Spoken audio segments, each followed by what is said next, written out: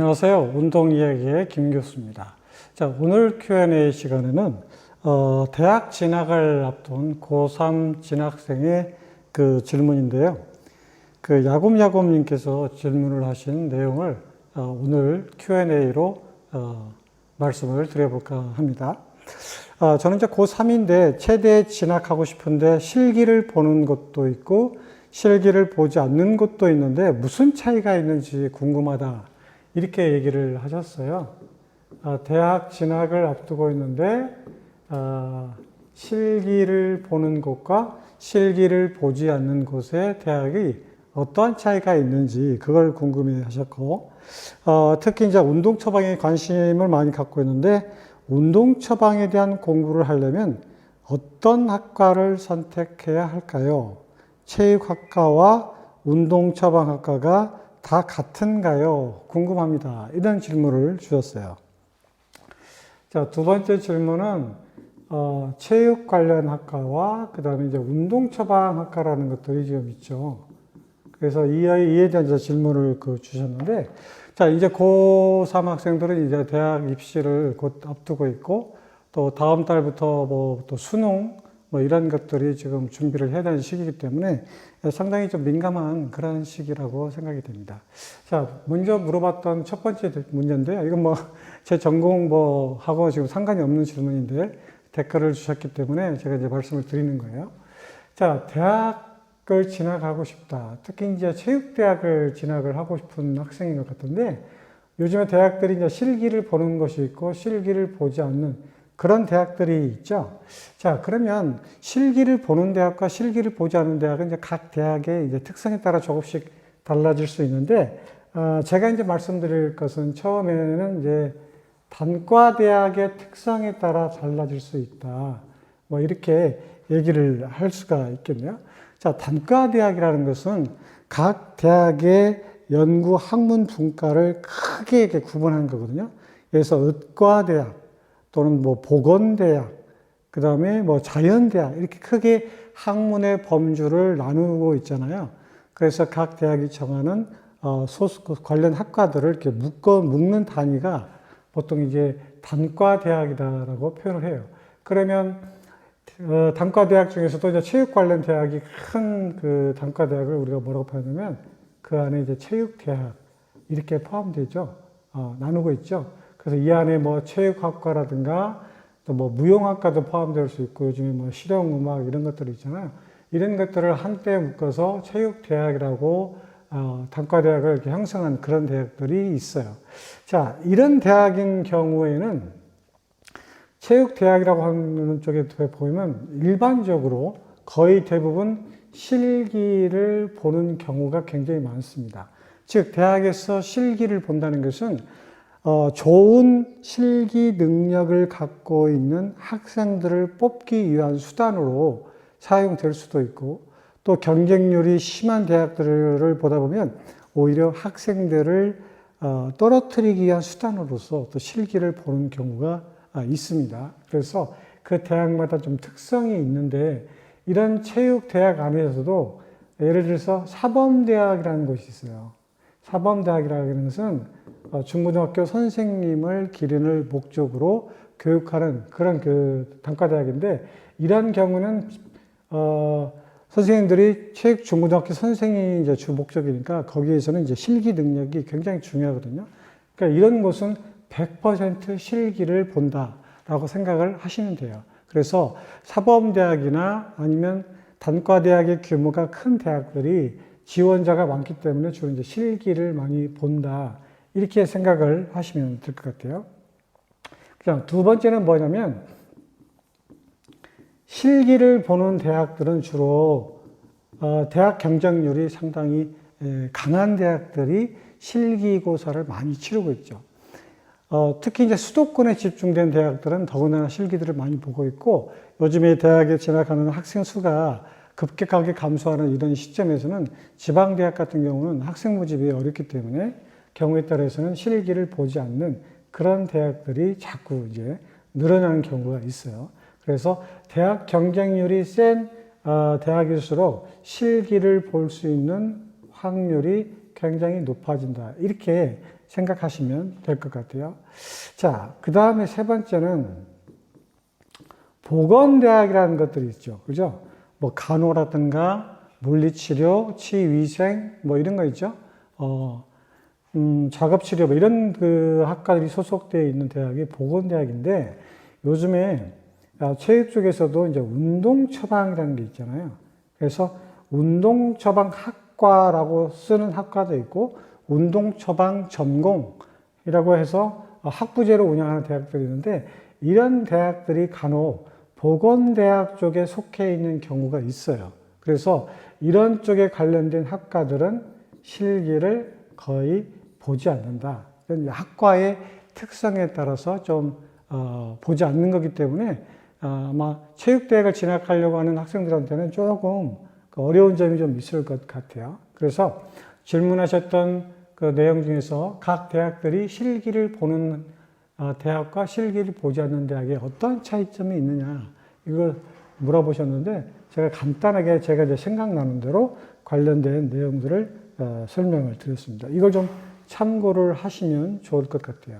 그러니까 나는 실기 능력이 좀 뛰어나다 이런 그 학생이라고 생각한다면 당연히 실기를 보는 쪽에 대학을 응시를 하는 것이 좀 좋을 것 같고 나는 실기 능력은 좀 떨어지지만 이쪽 관련 분야에서 좀 공부를 하고 싶다 그러면 실기를 보지 않는 그런 관련된 대학을 선택하면 바른 선택이 되지 않을까요?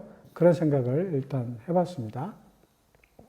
자, 그 다음에 두 번째로 주셨던 질문이 뭐냐면 체육학과하고 운동처방학과라는 게 있는데 본인은 운동처방에 대해서 공부를 하고 싶고 관심이 있는데 체육학과를 가야 될지 운동처방학과를 가야 될지 이렇게 물어보셨거든요.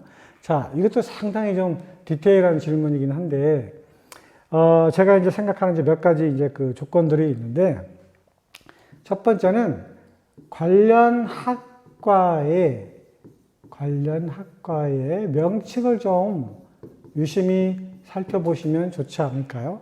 예를 들어서 건강관리학과, 스포츠재활학과, 체육학과, 또는 뭐 레저 스포츠학과, 운동처방학과, 운동처방 뭐 전공 이렇게 막 나뉘잖아요. 그러다 보니까 고3 학생들이 도대체 이렇게 많은 명칭을 가지고 있는 학과들이 유사한 것 같은데 도대체 어떻게 구분을 짓는지 좀 헷갈리는 경우가 굉장히 많이 있어요. 그래서 내가 만약에 체육 쪽으로 전공하고 싶다 하면 체육과 좀 더 밀접한 관련이 있는 학과의 명칭 쪽으로 좀 관심을 가져보시고 나는 운동처방 쪽에 관심이 있다라고 생각하면 운동처방과 관련된 학과의 명칭을 가진 대학을 먼저 서치하는 것이 좋을 것 같아요. 가장 좋은 방법은 운동처방학과라고 명칭이 두드러지게 나타나는 그런 학과를 선택하는 것도 하나의 방법이고 간혹 이제 운동처방 전공, 뭐 운동처방 학부 이렇게 쓰는 것도 있거든요. 이것은 이제 그 대학에 가게 되면 운동처방뿐만 아니라 여러 개의 전공이나 여러 개의 학부로 나뉜다고 볼 수가 있어요. 하지만 운동처방학과라고 쓰인 것은 오로지 운동처방에 포커스를 맞춘 학과이기 때문에 일단 관련 학과의 명칭을 한번 유심히 살펴보면 좋은 선택이 될 수가 있고요. 또 이것으로만 다 해결되는 건 아니죠. 그냥 두 번째는 관련 학과에 뭘 봐야 되냐면 역사라는 것을 한번 보세요. 예를 들어서 학과가 생긴 지 10년 이내에 만들어진 학과다. 그러면 뭔가 좀 부족하다는 느낌이 들죠. 그래서 관련 학과가 최소한 뭐 한 15년 이상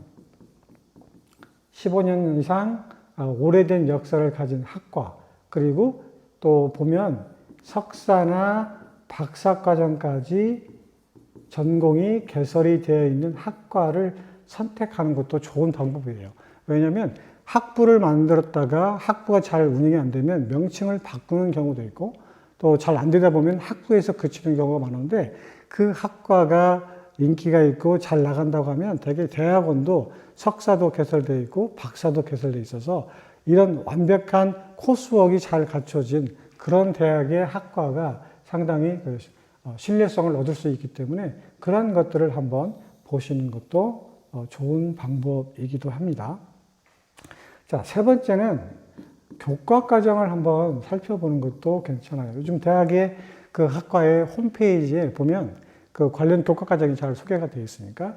자, 여기서 교과과정에서 여러분이 좀 조심하게 보여야 될 것은, 만약에 운동처방을 전공하고 싶다 그러면 관련된 교과과정이 예를 들어서 인문하고 자연 과목이 있는데, 되게 일반적인 체육학과는 인문 반절, 자연 과목 반절 이렇게 되어 있거든요. 그런데 운동 처방을 전문적으로 하는 그런 학과 같은 경우는 거의 다 자연과학 쪽에 포커스가 많이 맞춰져 있어요. 그래서 교과 과정이 인문과 자연이 혼합되어 있는 학과인지, 아니면 가급적이면 자연 쪽에 많이 교과 과정이 개설되어 있는 학과인지를 좀 여러분이 선택해서 볼 필요가 있죠. 이 교과 과정을 보면 여러분이 좀 더 정확하게 표현을 할 수가 있을 것 같아요. 그래서 자연 과목은 아마 고3 학생이기 때문에 잘 모를 수도 있는데, 예를 들면 해부학이라든가 생리학, 운동생리학, 그 다음 트레이닝 방법론, 체력 측정 평가, 그 다음에 병태 생리학, 뭐 이런 것들 있죠. 그 다음에 재활 같은 거, 운동 처방론, 이런 과목들로 주로 구성되어 있는 과목들이 자연이라고 생각하시면 돼요. 자, 그 다음에 이제 교과과정을 봤으면 네 번째는 뭘 봐야 되냐면, 교수의 경력을 한번 보시는 것도 괜찮습니다. 그 홈페이지에 들어가게 되면 교수분들이 이제 소개가 되어 있는데, 그 교수분들이 소개가 되어 있고, 그 교수분들의 그 이력사항들을 보면 관련된 전공 분야가 있어요. 그런데 이제 그 교수 경력이 지나치게 막 화려하게 적어 놓은 것은 조금 의심할 필요가 있어요. 따라서 교수 경력상으로 봤을 때, 관련된 전공 분야의 경력을 가지고 있는지, 그 다음에 또 학회 활동에 상당히 관여를 하고 있는지, 이런 것들을 좀 보시면 그 학과의 패컬티, 교수의 경력들을 보면 그 학과가 어떤 학과인지를 좀 파악할 수 있는 계기가 될 수가 있습니다. 그 다음에 다섯 번째로 가장 중요한 것은 선배나 졸업생, 후배들이 있으면 직접 만나서 직접 물어보고 그 학과의 내용과 학과의 시설과 그리고 학과 졸업생의 취업 현황들을 직접 들어보는 것이 가장 현명한 방법이 될 수 있지 않을까, 그런 생각을 해봤습니다. 자, 고3 학생이라고 밝히셨고, 체대에 진학하고 싶고, 그리고 특히 운동 처방 공부를 하고 싶다, 이렇게 질문을 하셨기 때문에 제가 갖고 있는 경험과 그동안에 쌓았던 지식을 바탕으로 해서 이런 방법으로 학과를 선택하면 좋은 방법이 되지 않을까, 그런 생각을 해봤습니다. 자, 좋은 선택을 하셔가지고 꼭 원하는 대학에 합격하시기를 기원하겠습니다. 질문 주셔서 감사합니다. 다음 시간에 다시 또 찾아뵙도록 하겠습니다. 안녕히 계세요.